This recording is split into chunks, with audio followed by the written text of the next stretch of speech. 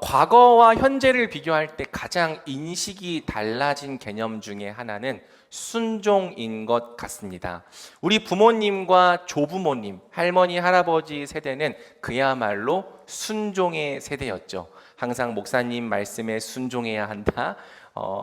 주님 말씀에 순종해야 한다. 순종의 가치와 중요성을 입이 닳도록 말씀하셨던 것 같습니다. 여러 가지 이유가 있는 것 같아요. 우리 부모님과 조부모님이 믿음이 더 좋았기 때문인 것 같기도 하고요. 또 한편으로는 우리 부모님과 조부모님 세대는 권위를 존중하던 세대였기 때문인 것 같습니다. 우리 부모님과 조부모님은 누가 어떤 분야의 권위를 갖고 있는 사람이라면 마땅히 그 권위를 존중하고 또 그 권위를 따라야 한다고 생각하는 마음이 있었던 것이죠. 저는 이것이 굉장히 귀하고 소중한 태도라고 생각합니다. 그 태도 자체에 문제가 있다기보다는 이 좋은 태도를 이용하려고 했던 거짓 목사들이 항상 문제가 되었던 것 같아요. 만약 성도들이 착하고 좋은 마음으로 목사님의 말씀에 순종한다면 성도들을 더 하나님께로 이끌어 주어야 하는데 성도들의 삶을 자기 뜻대로 사리사욕대로 이용하려고 할 때 이러한 권위에 순종하는 태도는 오히려 그 사람의 영혼을 노략당하게 하는 위험한 요소가 되기도 했던 것 같습니다. 반면에 오늘날 우리 세대는 권위를 더 이상 잘 존중하지 않죠. 어떤 사람에게 권위가 있다고 해서 그 권위를 그대로 따르지 않습니다. 오늘날 우리 세대는 이런 표현으로 설명이 될 수 있을 것 같아요. 내게 납득이 되어야 따른다. 나를 이해시켜라. 이해가 되면 따라 주겠다. 그러니까 권위가 있다고 무조건 따르지는 않겠다. 내게 납득이 되어야 따르겠다라는 태도가 여러분뿐만이 아니라 사실 저에게도 많이 내재가 되어 있는 것 같습니다. 긍정적인 면이 있어요. 악한 의도를 갖고 나에게 접근하는 사람을 우리가 잘 차단할 수 있죠. 그 사람의 권위로 나를 함부로 할 수 없도록 막을 수 있다는 장점이 있습니다. 하지만 부정적인 면도 있는데요. 이 권위를 부정하는 풍조가 기독교의 가장 소중한 가치 중 하나인 순종을 빈사 상태에 빠지게 만들었다는 거예요. 여러분, 오늘날 우리의 세대는 사실상 순종이 실종된 시대라고 할 수 있습니다. 순종을 찾아보기도 어렵고 순종을 발견하기도 어렵게 되었죠. 순종이라고 하는 것이 대체 무엇인지 그 개념조차 알 수 없는 시대가 되어버렸습니다. 어떤 유명한 청년 사역자가 그런 얘기를 하더라고요. 자기는 예배와 설교와 사역 때 순종이라는 단어를 절대 사용하지 않는데요. 왜? 순종이라는 단어가 들어가는 순간 청년들이 뭐야? 저 목사님도 그런 다른 목사님들과 똑같은 목사님 아니야? 라고 부정적인 시간으로 바라보기 때문이라는 거죠. 오늘날 우리는 하나님의 말씀이라고 해도 무조건 따르지 않습니다. 이해와 납득이 안 되면 하나님의 말씀이라고 할지라도 난 이게 틀렸다고 생각해 부정하죠. 목사의 권위는 더더욱 인정하지 않습니다. 그렇기 때문에 과거에는 권위로 명령하는 설교가 먹혔거든요. 목사님이 첫째, 무엇을 해야 합니다. 둘째, 무엇을 하면 안 됩니다. 이런 식으로 권위로 명령하는 설교를 성도들이 충분히 받아들였습니다. 하지만 오늘날의 청년들은 더 이상 권위로 명령하는 설교가 잘 먹히지 않아요. 그래서 저도 8년 동안 청년 사역을 하면서 권위로 명령을 하기보다는 왜 그렇게 해야 하는가 이해를 시켜주고 납득을 시켜주고 설득하려고 하는 태도를 많이 취했던 거죠. 과거보다 많이 배웠고 똑똑해졌지만 또 한편으로는 순종의 의미를 상실하고 순종의 가치가 무엇인지를 잃어버린 세대가 바로 우리 세대인 것 같습니다. 문제는 뭐냐면 순종을 잃어버리면서 순종에 따르는 결과도 함께 잃어버렸다는 것이죠. 분명 하나님께서 순종에 두신 약속과 순종에 두신 열매가 있는데 순종 자체를 잃어버렸기 때문에 그것을 맛보고 누리는 삶이 우리 삶 가운데 현저히 적어졌다는 거예요. 우리는 순종의 의미와 가치를 다시 발견해야 합니다. 삶 속에서 성경적인 순종을 회복해야 합니다. 저 목사님도 무슨 젊은 문화로 개척을 한다고 하더니 또 결국 순종 이야기를 하는구나 라고 생각하실 수도 있을 텐데, 조금만 편견을 접어두시고요. 오늘 말씀을 통해서 순종의 의미가 여러분에게 좀 새롭게 발견되기를, 그리고 순종도 또한 복음이라는 사실을 여러분들이 이해하게 되면 좋겠습니다. 우리가 지난 시간에는 복과 안식을 누리는 나라라는 제목을 통해서 하나님께서 우리에게 복과 안식을 주셨다는 말씀을 살펴보았습니다. 우리가 어떻게 복을 누릴 수 있는지를 알기 위해서는 먼저 우리가 하나님의 형상으로 창조되었다는 사실을 알 필요가 있다고 했죠. 하나님의 형상으로 창조된 우리는 하나님을 닮았습니다. 닮았기 때문에 우리는 하나님과 깊은 차원의 교제를 나눌 수 있습니다. 그분은 알아도 다함이 없으신 분이기 때문에 하나님을 알아가고 그분을 즐거워하는 것은 우리가 행복을 누리기 위해 가장 중요한 차원 중에 하나죠. 뿐만 아니라 우리는 우리 이웃과도 닮았습니다. 나만 하나님의 형상으로 창조된 것이 아니라 나의 이웃도 하나님의 형상으로 창조되었고, 심지어 하나님은 그 사람과 나를 한 몸이 되도록 창조하셨기 때문이죠. 그래서 우리는 이웃과도 함께 깊은 교제를 누리며 연합의 기쁨을 누립니다. 이것이 하나님께서 우리에게 하나님의 형상을 주신 첫 번째 목적이고요. 자, 두 번째 목적도 있다고 했습니다. 하나님의 형상은 하나님의 권위를 나타내도록 주신 것인데요. 우리는 이 하나님의 형상을 통해 자기 자신과 세상을 잘 다스릴 수 있죠. 저는 순종이라는 말을 좀 이렇게 표현하는 걸 좋아합니다. 순종이란 내 자신을 하나님의 뜻에 맞게 잘 다스리는 것이다. 우리가 하나님의 뜻대로 잘 다스린다면 우리의 삶은 하나님의 뜻이 이루어지는 하나님의 나라가 될 것입니다. 하나님의 나라는 제가 질서와 충만의 나라라고 했기 때문에 우리 삶이 하나님 나라가 될수록 우리 삶 속에서 혼돈과 공허는 물러가고 질서와 충만함이 가득해지는 것이죠. 뿐만 아니라 우리는 다른 사람과의 관계도 잘 다스릴 수 있습니다. 그 사람과 의와 평강과 희락의 관계를 맺으며 기쁨의 삶을 살아갈 수 있고, 또 우리는 이 세상도 잘 다스릴 수 있습니다.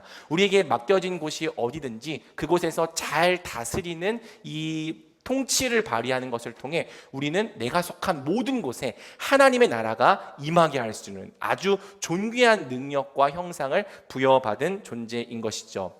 또 성경은 말하기를 하나님께서 우리에게 복을 주신다고 합니다. 하나님께서 우리에게 복을 주시는 이유는 우리가 잘 다스리게 하기 위함인 거죠. 우리는 오직 하나님과의 관계를 통해서만 세상과 내 자신을 잘 다스릴 수 있습니다. 그분이 우리를 인도해 주시고, 그분이 우리를 통치해 주시고, 그분이 우리를 공급해 주실 때 우리는 하나님과의 이 관계를 통해 잘 다스릴 수 있고요. 그래서 성경은 결국엔 이 복이란 무엇인가, 하나님과의 관계가 복이다, 아예 하나님 자체가 복이다라고도 이야기를 하는 거죠. 우리는 오직 하나님께서 복을 주실 때, 그분과 복된 관계를 맺고 있을 때에만 우리 자신을 잘 다스리며 우리에게 주어진 존재의 목적을 성취하게 되는 거예요. 성경은 우리가 하나님 나라에서 누리는 이러한 모든 삶을 안식이라고 부릅니다. 안식이란 단순히 쉬는 것만을 말하는 것이 아니라 하나님 나라에서 우리가 잘 다스리며 살아가는 모든 삶을 말하는 거죠. 그런 의미에서 첫 세상은 7째 날만 안식일이 아니라 7째 날도 안식일, 8째 날도 안식일, 9째 날도 안식일, 모든 날이 다 안식일이었습니다. 그리고 성경은 마침내 하나님께서 우리에게 주실 세상도 우리가 세세토록 예수님과 함께 왕노릇할 세상이라고 말합니다. 우리는 앞으로 완성될 하나님 나라에서 영원토록 예수님과 함께 세상을 잘 다스리고 통치하는 복된 안식을 누리며 살아가게 될 거예요. 순종의 의미도 바로 이러한 하나님 나라의 관점에서 바라볼 필요가 있죠. 이제까지 많은 사람들이 순종을 복을 받기 위한 공로로 생각을 했습니다. 마치 포인트를 적립하듯이 순종 한번 하면 나에게 복 받는 포인트가 적립이 되고, 목사님 잘 섬기면 또 목사님 섬길 때는 포인트가 높아요.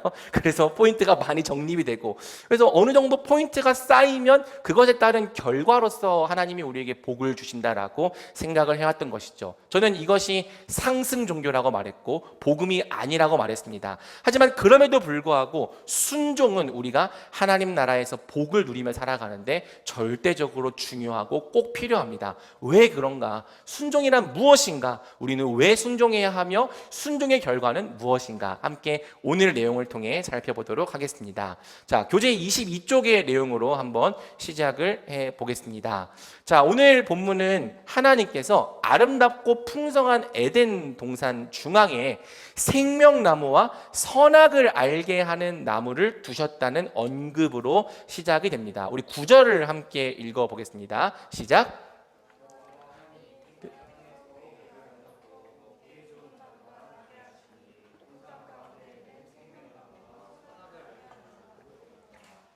네, 감사합니다. 제가 교재는 개역개정으로 만들어놔서 잘 읽어주셔서 감사하고요. 이것도 교재도 빨리 우리말 성경으로 바꿔야겠어요. 아무튼 하나님께서는 동산 중앙에 생명나무와 선악을 알게 하는 나무를 함께 두셨습니다. 간혹 사람들이 생명나무가 동산 중앙에 있었다는 사실을 간과하는 것 같아요. 머릿속에 동산 중앙에는 선악을 알게 하는 나무만 있었다는 이미지가 각인되어 있는 거죠. 그런데 실제로 성경은 동산 중앙에 선악을 알게 하는 나무만 있었던 것이 아니라 선악과 생명나무가 함께 있었다고 말합니다. 왜 그랬는가를 좀 고민해 볼 필요가 있죠. 특별히 이제 오늘 이 말씀은 왜 하나님께서 굳이 선악과를 만드셔서 사람을 죄악에 빠뜨리셨는가에 대한 질문의 답도 될 것 같아요. 아주 고전적인 질문이지만 그런 질문을 갖고 계신 분들이 많잖아요. 왜 선악과를 만드셨을까? 선악과를 만들지 않았으면 사람이 죄를 짓고 타락하는 일도 없었을 텐데, 선악과는 우리 사람들을 죄악에 빠뜨리려는 하나님의 함정 카드였는가? 이런 의구심을 갖고 있는 분들도 계시는 거죠. 한번 오늘 말씀을 통해서 이 두 나무가 어떤 메시지를 우리에게 전달했는지 함께 고민해 보면 좋겠습니다. 자, 먼저 우리가 생명나무부터 함께 살펴볼 필요가 있는데요. 교재에 적혀 있는 것처럼 생명나무는 사람이 하나님 나라에서 누리는 영생을 상징합니다. 그것이 창세기 3장 22절에 기록되어 있죠. 여호와 하나님께서 말씀하셨습니다. 이 사람이 우리 가운데 하나같이 돼 선악을 알게 됐으니 이제 그가 손을 뻗어 생명나무 열매까지 따먹고 영원히 살게 되면 안 될 것이다.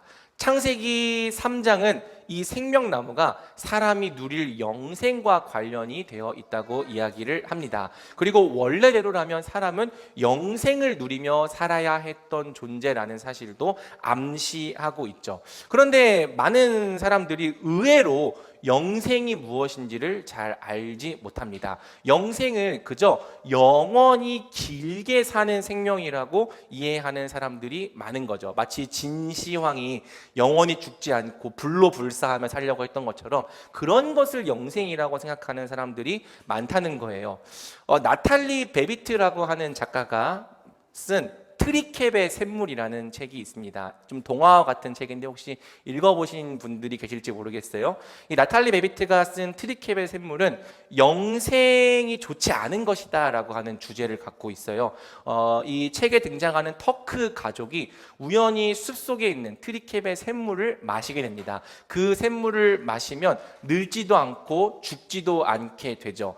늙지도 않고 병들지도 않고 죽지도 않게 되면 그것을 축복일 거라고 생각하지만 이 터크 가족은 늙지도 못하고 죽지도 못하는 것을 저주처럼 여기며 살아갑니다. 그러면서 자연의 이치를 따라 나고 자라고 늙어가고 죽는 것, 다시 자연으로 돌아가는 것이 이 세상을 복되게 살아가는 삶의 원리다라고 하는 주제를 전달하고 있죠. 만약에 우리가 소유하려고 하는 영생이 그저 영원히 길게 사는 생명이라면 이 트리켑의 샘물이 말하는 것과 같을지도 모르겠습니다. 꼭 그러한 영생이 우리에게 필요하지 않을지도 모르죠. 하지만 성경은 단지 영원히 길게 사는 것이 영생이 아니라고 말합니다. 도리어 영생의 본질은 영원하신 하나님과 교제를 누리며 사는 것이라고 이야기를 하죠. 우리 요한복음 17장 3절을 한번 같이 읽어보겠습니다. 시작. 영생은 오직 한 분이신 참 하나님 아버지와 아버지께서 보내신 예수 그리스도를 아는 것입니다. 예수님께서 영생을 설명하신 부분입니다. 예수님은 영생을 영원히 길게 사는 것이라고 말씀하지 않으셨습니다. 영생을 이렇게 설명하셨어요. 참 하나님 아버지와 예수 그리스도를 아는 것이다. 여기서 안다라고 하는 것은 여러분 많이 설명을 들으셨겠지만 단순히 지식적으로 아는 걸 말하는 게 아니죠. 우리의 하나님 아버지와 예수 그리스도를 인격적으로 깊이 알아가는 것을 의미합니다. 관계적으로 아는 것을 말하죠. 하나님을 관계적으로 알고 그분과 인격적이고 친밀한 교제를 누리는 것이 영생이다라고 예수님은 설명하신 거예요. 그리고 우리가 영원하신 생명이신 분과 교제를 나누기 때문에 우리도 영원히 살게 되는 거죠. 이해가 됩니까? 영원히 사는 것은 영원하신 하나님과 교제하기 때문에 따라오는 결과물인 거지 영원히 사는 것 자체가 영생의 본질은 아니라는 거예요. 그래서 요한일서는 영생을 조금 다른 표현으로 설명을 했는데요. 우리 요한일서 1장 3절도 같이 한번 읽어보겠습니다. 시작! 우리가 보고 들은 것을 여러분에게도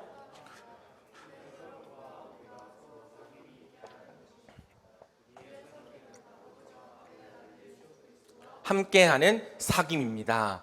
자, 여러분, 영생이라는 단어가 등장하지 않지만 혹시 여기서 영생 대신에 쓰인 단어가 무엇인지 발견할 수 있겠습니까? 사귐. 네, 이게 영생의 본질입니다. 영생의 본질이 무엇이냐?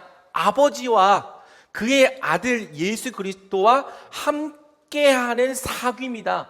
그분과 같이 교제하는 것이다. 그분과 사귀는 것이다. 이게 영생의 본질이라고 성경은 이야기를 하고 있는 거죠. 그리고 놀랍게도 이 사귐은 원래 삼위 하나님만이 누리고 있던 사귐이었습니다. 세상이 창조되기 전부터 아버지와 아들과 성령은 영원토록 기쁜 사귐을 누리고 있었어요. 그분 아버지는 아들을 기뻐했고 아들을 높여주었습니다. 아들은 또 아버지께 영광을 돌리며 아버지를 높여주고 아버지를 기뻐했죠. 성령은 아버지와 아들을 연결하는 사랑의 끈으로서 항상 아버지와 아들과 함께 하셨습니다. 삼위 하나님이 아주 행복하고 기쁜 사귐을 누리고 계셨습니다. 그런데 그 삼위 하나님께서 사람을 창조하셔서 사람도 이 사귐에 함께 들어오게 하신 거예요. 이것은 마치 부모가 자녀를 낳는 것과 비슷하죠. 남편과 아내가 사랑해서 결혼을 했습니다. 그렇다면 남편과 아내만으로도 이미 훌륭한 공동체입니다. 두 사람 사이에서 사랑의 사귐이 일어나죠. 그런데 이 남편과 아내가 출산을 해서 자녀가 생겼다면 이 자녀도 엄마 아빠가 누리던 이 사랑의 사귐 속에 들어가게 됩니다. 엄마 아빠의 사귐이 기쁘고 행복하다면 그 사귐에 참여하는 자녀들도 매일매일 행복하고 기쁜 사귐을 누리겠죠. 왜 하나님이 우리를 창조하셨는가? 삼위 하나님만 누리는 이 기쁨이 확장되기를 원하셨던 거예요. 아버지와 아들과 성령이 누리던 이 기쁜 사귐 가운데 우리도 초청하셔서 우리도 그분과 영원히 사귐을 누리며 살아가게 하신 거죠. 여러분 잘 생각해 보세요. 우리는 어떤 사람과 교제를 하고 사귀냐에 따라서 그 시간이 굉장히 즐겁기도 하고 지루하기도 합니다. 별로 안 친한 사람이에요. 또 나랑 잘 맞지 않은 사람이에요. 그러면 그 사람과 있는 10분도 고통스럽죠. 여러분 제가 외향적으로 보입니까? 내향적으로 보입니까? 이인 것 같아요? 아인 것 같아요? 네, 제가 이인 척하는 아이인데요. 사실 좀 낯을 가립니다. 낯 가리는데 목사하려고 하니까 힘들더라고요. 근데 낯을 가리는 상태에서 누군가를 신방을 하는데 그 사람도 나에게 낯을 가려요. 그러면 밥 먹으면서 한 10분 동안 거의 대화를 하지 못하고 다음 질문은 뭘 하지? 다음 얘기는 뭘 하지? 자꾸 머릿속에 화제를 생각하느라 진을 다 빼고 옵니다. 그러니까 어떤 사람과의 교제는 단 30분도 힘든 경우가 있어요. 하지만 저와 친밀하고 깊은 사귐을 누리는 사람과 함께 한다면 밤을 새도 상관이 없습니다. 아무리 얘기를 하고 또 얘기를 해도 또 얘기하고 싶은 게 더 있어요. 체력이 다해서 지쳐 잠들 때까지 얘기를 한다는 거죠. 우리가 사귀는 사람이 나와 잘 맞는 사람이라면, 우리가 교제를 나누는 사람이 내가 기뻐하는 사람이라면 우리는 그 사람과 매일매일 이야기하고 교제를 해도 다함이 없는 것입니다. 그런데 천국은 어떤 세상이냐? 우리 하나님은 무한하시거든요. 아무리 그분에 대해서 알고 또 알아도 그분을 도저히 다 알 수가 없습니다. 그러니 하나님을 또 알아갈 수 있고 또 알아갈 수 있고, 우리 하나님께 이런 부분도 있었네. 매일매일 그분을 알아가는 기쁨과 즐거움이 끝나지 않는 세상, 하나님과 교제하는 것이 너무 기쁘고 즐거워서 시간이 가는지 모르겠는, 영원이라고 하는 시간조차 모자라게 느껴지는 세상, 그게 천국이다라고 성경은 이야기를 하고 있는 거예요. 그러니 여러분, 하나님이 빠져있는 영원히 긴 생명은 의미가 없는 겁니다. 영생이 진짜 의미 있는 이유는 우리가 무한하시고 아름다우신 하나님과 영원히 교제를 누리며 살게 될 거기 때문이에요. 그래서 생명나무는 사람이 이렇게 살도록 창조된 존재라는 걸 말하는 거예요. 나중에 요한계시록 22장 2절을 보면 생명나무가 한 번 더 등장하죠. 그래서 성경은 생명나무로 시작해서 생명나무로 끝나는 책이라고도 말할 수 있습니다. 우리는 영생을 회복해야 합니다. 왜? 우리는 하나님과 영원히 교제와 사귐을 누리며 살도록 창조된 존재이기 때문이죠. 자, 그렇다면 선악을 알게 하는 나무는 무엇인가? 자, 우리 다시 한번 창세기 2장 16절과 17절을 같이 읽어보겠습니다. 시작. 여호와 하나님께서 아담에게 명령해 말씀하셨습니다. 너는 이 동산에 있는 각종 나무의 열매를 마음대로 먹을 수 있다. 그러나 선과 악을 알게 하는 나무의 열매는 먹지 말라. 그것을 먹는 날에는 네가 반드시 죽을 것이다. 자, 생명나무와 함께 하나님께서 선악을 알게 하는 나무를 두셨습니다. 이 나무의 목적과 의미는 무엇이냐? 제가 가로 2번에 적어 놓았죠. 선악을 알게 하는 나무는 하나님 나라의 법을 상징합니다. 그리고 법이 있다는 것은 바꿔 말하면 주권이 있다는 것을 의미하죠. 누구에게? 하나님께. 율법이라고 하는 기록된 법은 모세의 시대에 주어졌습니다. 하지만 율법 자체는 모세에게 주어지기 전에도 존재했습니다. 어디에? 사람의 마음 가운데 하나님이 율법을 기록해 놓으셨고요. 특별히 하나님은 선악을 알게 하는 나무의 열매를 먹지 말라고 하시는 이 말씀을 통해서 그분의 법이 존재한다는 사실을 명시해 놓으셨죠. 하나님 나라는 사람이 자기 마음대로 살아가는 나라가 아닙니다. 사실 사람은 엄청난 존재예요. 하나님께서 엄청난 지위와 특권을 허락해 주셨습니다. 누가 하나님의 형상이 될 수 있습니까? 누가 감히 하나님의 권위로 세상을 다스리는 존재가 될 수 있습니까? 사람은 이미 하나님과 비견될 존재, 시편 말씀처럼 하나님보다 조금 못하게 지어진 아주 존귀한 존재입니다. 그럼에도 불구하고 하나님께서는 우리가 기억하기 원하셨습니다. 너희는 하나님이 아니다. 너희는 너희 마음대로 살 수 있는 존재가 아니라 하나님의 주권을 인정하고 하나님의 통치에 순종하며 살아가야 하는 존재다. 우리 하나님은 이것을 알리시기 위해 선악을 알게 하는 나무를 세워 놓으신 거죠. 여러분, 하나님 나라는요, 무법의 나라가 아닙니다. 하나님 나라에는요, 하나님의 질서와 공의를 세우기 위한 법이 존재합니다. 여러분, 잘 생각해 보세요. 법 없이 질서와 공의가 존재할 수 있습니까? 지금 우리가 질서 있는 삶을 살아가고 영위할 수 있는 이유는 좀 부족할지라도 이 나라에 법이 있기 때문입니다. 만약 여러분 운전하는 사람들이 모든 법을 다 무시하고 자기 마음대로 운전을 하고 다닌다고 생각을 해보세요. 무서워서 운전을 할 수 있겠습니까? 여러분, 이 나라에 법이 없어서 만약 모든 사람들이 지나가는 사람을 막 쳐 죽이거나 성적인 범죄를 저지르거나 무법하게 살아간다고 생각해 보세요. 여러분, 이 세상을 안전하게 살 수 있겠습니까? 법이 없으면 질서도 없습니다. 법이 없으면 공의도 없습니다. 하나님은 하나님 나라에 법이 있게 창조하셨습니다. 단순히 선악을 알게 하는 나무의 열매를 먹지 말라고 하신 것은 열매 하나를 먹냐 안 먹냐의 문제가 아닙니다. 하나님의 주권을 인정할 것인가에 대한 문제죠. 하나님을 왕으로 인정한다는 것, 그분의 주권을 따른다고 하는 것이 선악을 알게 하는 나무의 열매를 먹지 않는 것으로 드러나게 하신 거예요. 반대로 선악을 알게 하는 나무의 열매를 따먹는다는 것은 하나님께서 하나님 나라의 왕이신 것을 인정하지 않겠다는 뜻이죠.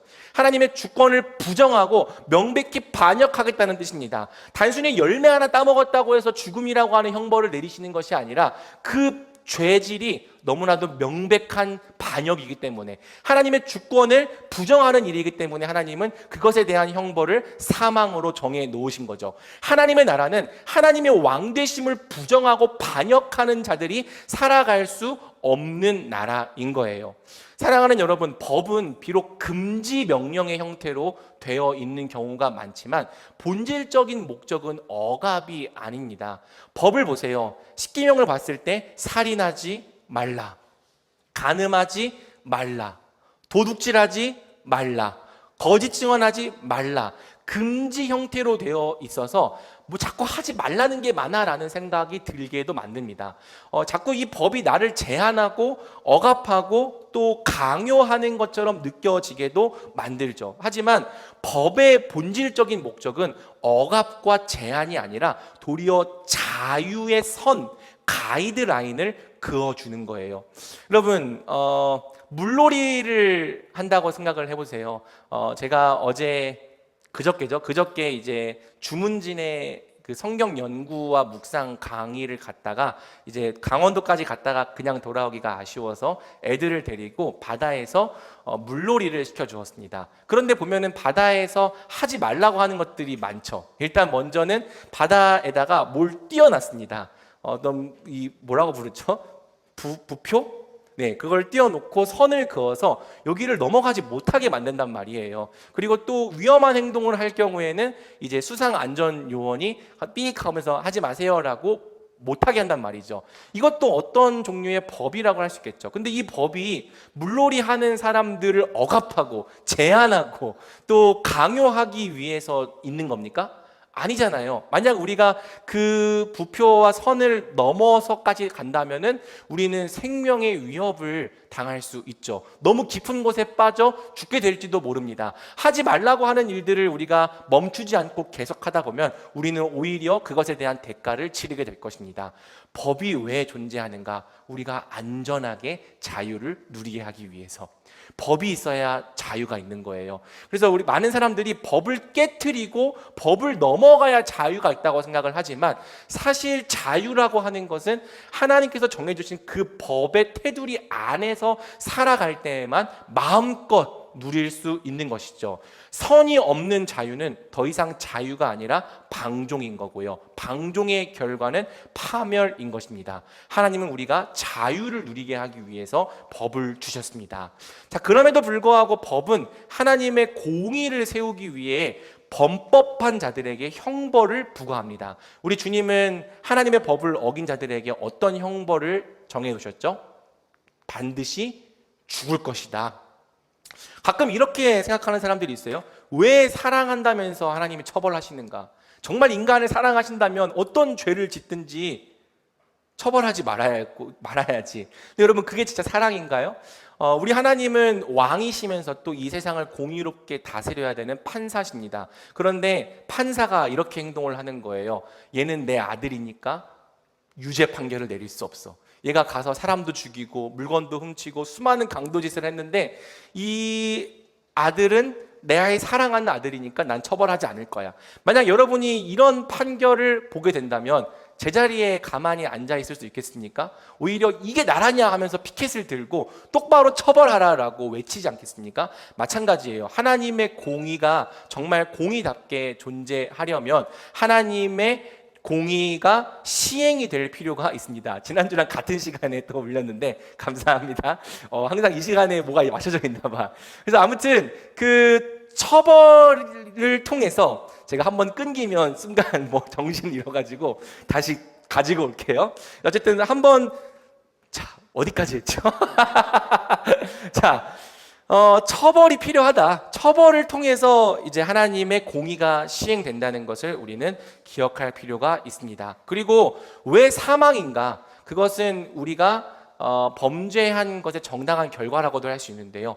우리 하나님께서는 우리에게 생명을 주시는 분이잖아요. 근데 하나님을 반역하겠다라고 하는 것은 그분이 우리에게 생명 주심을 거절하겠다는 뜻도 됩니다. 그래서 우리 주님은 우리가 생명 주심을 거절한 결과 우리가 사망에 이르게 하신 거죠. 사망이라고 하는 엄청난 형벌을 내리신 것이 아니라 우리가 원하는 대로 해주신 것. 나는 생명 대신 주님을 거절하겠다라고 우리가 결단했기 때문에 그렇게 우리에게 행하신 일이 결국에는 사망이라고도 할 수 있습니다. 자, 이렇게 우리가 생명나무와 선악을 알게 하는 두 나무의 의미를 살펴보았는데요. 중요한 것은 이 두 나무가 한 자리에 함께 있었다는 거죠. 그래서 이 두 나무는 함께 한 자리에 있으므로 사람에게 하나님의 뜻을 계시했던 것입니다. 어떤 뜻을 계시했습니까? 거기 메시지 1과 2를 써놨는데요. 사실 같은 내용을 제가 마치 동전의 양면처럼 써놓은 것입니다. 자, 첫 번째 메시지를 한번 같이 읽어보겠습니다. 시작. 사랑은 하나님께 순종함으로 하나님 나라에서 영생을 누린다.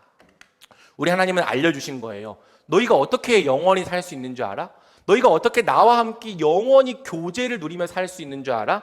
너희가 내 법을 지키면 돼. 내 법을 지키는 동안 너희는 나와 영원히 함께 살 수 있을 거야. 그리고 메시지 2번도 같이 읽어볼까요? 시작. 만약 사람이 하나님께 불순종한다면 영생에 이르지 못하고 하나님 나라에서 쫓겨나 사망의 형벌을 받게 된다. 자, 이 두 나무가 함께 있으면서 알려준 거예요. 생명나무와 선악을 알게 하는 나무가 한 자리에 세워져 있어서 너희는 내 법에 순종하는 것을 통해 나와 함께 영원히 살 수 있다.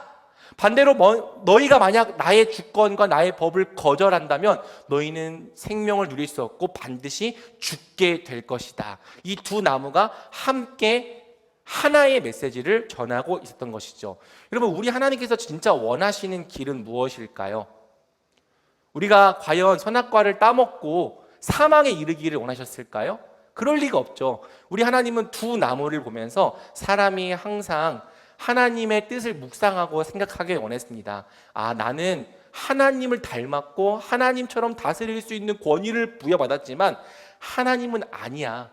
하나님과 나의 관계는 그분은 창조주시고 나는 피조물이라는 걸 기억해야 돼. 선을 넘으면 안 돼. 나는 스스로 독립적으로 살 수 있는 존재가 아니라 하나님께 생명과 호흡을 의존하며 살고 있는 존재야. 나는 그분과 함께 할 때만 생명을 누리며 살 수 있어. 그분과 함께 할 때만 호흡을 누릴 수 있어.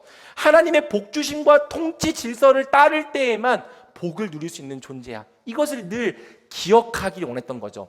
물고기가 물 안에서 살 때는 자유롭게 헤엄을 치지만 그 물이 싫다고 물고기가 물을 튀어나가 버리면 그 순간 얼마 지나지 않아 죽게 되는 것처럼 우리 하나님은 우리가 하나님의 통치, 하나님의 다스림, 그 순종의 질서 안에서 살아갈 때에만 마음껏 생명을 누리며 살 수 있는 것을 가르쳐 주신 거예요.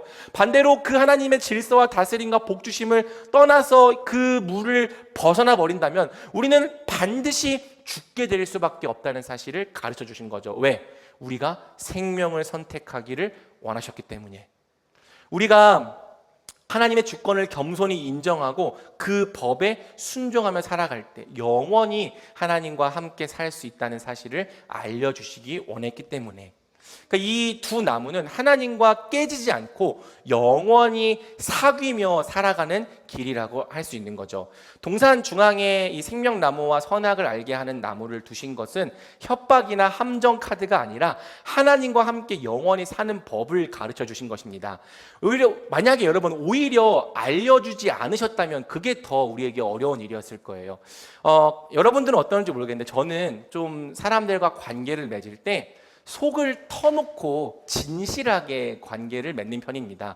간보지 않고 또는 이렇게 거리를 두고 이렇게 뭐라고 해야 될까요? 물론 관찰하기 시간이 좀 있긴 하지만 될 수 있으면 좀 마음을 터놓고 진실하게 관계를 하려고 하는 편이에요. 물론 그것은 언제든지 이 상처받을 위험을 내포하고 있긴 하지만 그래도 그것이 우리 하나님께서 더 기뻐하시는 온전한 관계라고 믿기 때문이죠. 아무튼 관계를 하다 보면은 갑자기 어느 순간 나에게 그 손절을 하고 떠나가는 사람들이 있습니다. 이유를 말해주지 않는데 그냥 혼자서 보고 있다가 어떤 행동이나 어떤 모습을 보고 손절을 치고 이제 떠나가는 경우가 인생에 많지는 않지만 한 번씩 정도는 있었던 것 같습니다. 물론 제가 잘못했기 때문이겠죠. 그런데 답답한 게 뭐냐면 그렇게 나를 떠나가기 전에 무엇을 싫어하는지 말해 주었다면, 나는 관계에서 이런 걸 원하지 않아, 나는 이런 거를 너가 지켜주길 원해, 선을 정해 주었다면 제가 그것을 지켰을 텐데 스스로 말을 하지 못하고 계속 마음속에 이 손절 포인트를 정립해 가다가 갑자기 어느 순간 손절을 하고 떠나갈 때 굉장히 당황스러운 거죠. 그런데 여러분, 만약에 우리 하나님도 이 하나님 나라의 법이 아니야. 아니, 그냥 청중을 본 거지 누구 한 명을 가리키며 본 게 아니. 오해하지 마세요. 저는 여러분들 사랑합니다. 자, 근데 만약에 우리 자, 이쪽 보고 설교해야겠다. 우리 찬웅 성도님 보면서 설교해야겠다. 우리 하나님도 그런 분이라고 생각을 해봐요. 하나님 나라의 법이 있다는 사실을 알려주지 않으시는 거야. 저 선악과를 따먹으면 너희가 죽게 된다는 사실을 알려주지 않으시는 거야. 그래서 나도 모르게 먹어도 되는 줄 알고 선악과를 따먹었는데 너 내가 싫어하는 일을 했네? 너 손절. 만약에 우리 하나님이 그렇게 행하셨다면 그게 더 이상한 일 아니냐는 거죠. 우리 하나님이 알려주신 것이 은혜입니다. 너가 나와 함께 살기 위해선 이런 것들을 지켜야 돼. 이런 관계의 규칙들을 지키면 넌 나와 영원히 함께 살 수 있어 라고 말씀해 주신 것이 우리에게 복인 것이죠. 근데 하지만 사람은 이것을 어겼고, 그래서 결국엔 하나님과 함께 살 수 없게 되었던 것입니다. 여러분, 첫 사람은 하나님의 뜻을 알았습니다. 그리고 이 뜻대로 행할 능력도 있었습니다. 그래서 이 명령을 지키는 동안에는 하나님과 깊이 교제하며 행복을 누렸죠. 자, 놀라운 것은 괄호 6번인데요. 여러분들이 할 수 있다면 별표를 좀 쳐보시면 좋겠어요. 제가 항상 그 한 주에 하나씩은 별표를 치라고 하는데요. 그 괄호 6번의 내용을 한번 같이 읽어보겠습니다. 시작. 그리스도를 통해 회복된 나라에서도 순종은 여전히 같은 의미를 가진다. 하나님의 통치에 복종하여 복과 안식을 누림. 여러분, 구원받았다는 것을 바꿔 말하면 우리가 하나님 나라에 들어가게 되었다는 뜻이거든요. 첫사람은 하나님 나라에서 쫓겨났습니다. 하나님의 통치와 법을 거부하고 그 주권에 따르기를 거부함으로 하나님 나라에서 쫓겨났습니다. 그러나 예수 그리스도는 우리의 죄를 위하여 죽으심으로 또 부활하셔서 하나님 보좌 우편에 앉으심으로 우리에게 하나님 나라를 회복해 주셨습니다. 누구든지 예수님을 믿으면 성령을 받고 죽어서 천국 가는 것이 아니라 바로 오늘 이 순간부터 성령을 통해 하나님 나라의 통치를 누린다고 하는 것이 복음입니다. 그렇다면 여러분, 첫 세상과 똑같은 게 있어요. 우리가 하나님 나라에서 복을 누리며 살기 위해서는 반드시 순종이 필요하다는 것이죠. 왜? 순종이란 하나님의 통치 질서에 합당하게 살아가는 것이기 때문에. 넘겨보세요. 순종은 강요나 협박이 아닙니다. 어떤 목사님들은 순종을 시키기 위해서 가스라이팅을 합니다. 너희가 만약 순종하지 않는다면 갑자기 어디 몸이 아프기 시작할 거야. 너희가 하나님의 말씀에 순종하지 않는다면 갑자기 재앙이 벌어져서 너희 인생 가운데 어려움이 생길 거야. 여러분, 이것은 복음도 아니고 성경 말씀도 아닙니다. 그저 가스라이팅이죠. 또 반대로 말씀하시는 분들도 계십니다. 너희가 복을 받으려면 순종해야 돼. 아까 서론에서 얘기했던 것처럼 너희가 복을 받기 위해서는 헌금도 많이 해야 되고 순종 정리 포인트를 많이 쌓아서 하나님께서 복 주시기에 합당한 사람들이 되어야 돼. 이것도 복음이 아닙니다. 순종은 강요나 협박이 아니고 복을 받기 위한 값이나 공로도 아닙니다. 우리는 이런 식의 순종 이해를 철저히 배격합니다. 하지만 그럼에도 불구하고 순종은 하나님 나라에서 복을 누리며 살아가기 위한 필수적인 삶입니다. 왜? 하나님 나라에서 하나님의 통치를 받으며 살아가는 삶이 순종이기 때문에 우리가 그분의 다스림과 통치를 따라서 우리 자신을 순종하게 만든다면 우리 삶 가운데 하나님 나라가 이루어집니다. 그분의 질서와 공의가 우리 가운데 충만하게 임합니다. 그렇다면 우리의 삶에는 하나님이 채우시는 복과 은혜가 가득하게 됩니다. 모든 만물이 하나님의 질서 안에서 복을 누리듯이 우리도 하나님의 질서를 기뻐하고 순종하며 순응할 때 복을 누리는 거예요. 그리고 여러분, 순종할수록 하나님이 디자인하신 복된 삶이 자꾸 우리 삶 가운데 구현되기 시작하는 거죠. 그러면 신명기 10장 13절 말씀을 한번 같이 읽어보겠습니다. 시작. 내가 오늘 네 행복을 위하여 네게 명하는 여호와의 명령과 규례를 지킬 것이 아니냐.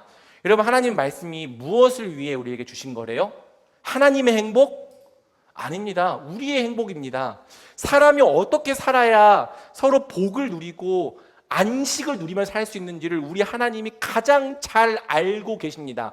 그래서 우리가 자기를 부인하고 하나님이 하라고 하는 대로 살잖아요. 그러면 우리가 행복해져요. 우리 삶의 복과 안식이 충만하게 임합니다. 오히려 반대로 하나님의 뜻이 싫다고 내 마음대로 살아갈수록 우리의 삶은 혼돈해지고 공허해지죠.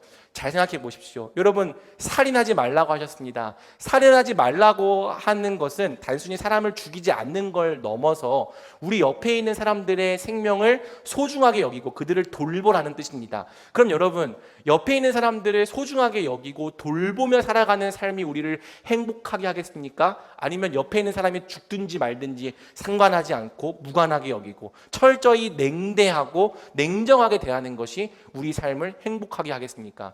만약 여러분, 내 옆에 있는 사람들이 죽든지 말든지 상관없는 사람들이 세상에 가득해진다면 과연 그 세상은 평화롭고 행복한 세상이겠습니까? 우리가 하나님의 법을 거부하고 거절할수록 불행해지는 거예요. 하나님의 법을 거부하고 거절하는 사람들이 세상에 많아질수록 그 세상은 혼돈하고 공허해지는 것이죠. 우리 하나님은 우리가 정말 행복하게 살 수 있도록, 정말 기쁘게 살 수 있도록 하나님의 법을 주셨습니다. 그래서 우리는 무엇을 믿어야 하는가?